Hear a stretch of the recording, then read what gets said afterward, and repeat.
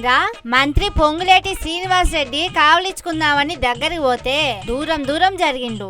ఎంతో ప్రేమ ఉన్నట్టు దగ్గరికి రాకుండ్రి అన్నట్టు చేసిండు.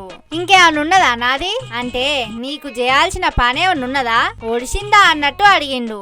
తర్వాత మంత్రి పొంగులేటి ఎమ్మెల్యేలు ఆది శ్రీనివాస్, అడ్లూరి లక్ష్మణులు చేతులు జోడించి మొక్కిండ్రు.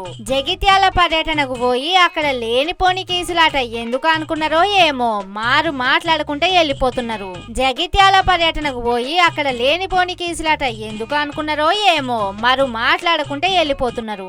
ఇక మీ పని మీరు చేసుకోండి, మా పని అయిపోయింది, మా పార్టీ పని అయిపోయింది అన్నట్టు చెప్పిండు. అంతేకాదు ఇక మీరే రాజ్యం ఏలుండ్రి అని తన కోపం మొత్తం ఎలగక్కిండు.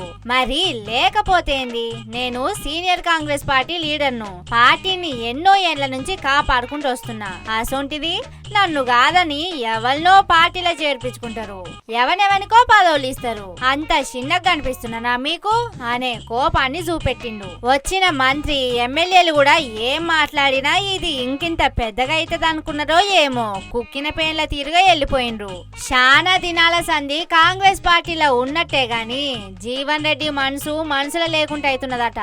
సీనియర్ లీడర్ అనే గౌరవం లేదు, పార్టీ మీద అలిగినట్టుంటే పిలిచి మాట్లాడే దిక్కు లేదు, ఏం కాదని ధైర్యం చెప్పే నాదుడు లేడా అనే బాధతోనే కుమిలిపోతున్నాడట జీవన్ రెడ్డి. పార్టీ లీడర్లు మంత్రులు జగిత్యాలకు వచ్చినప్పుడు ఆ కార్యంలా నామకే వాసు పాల్గొని వెళ్ళిపోతున్నాడట.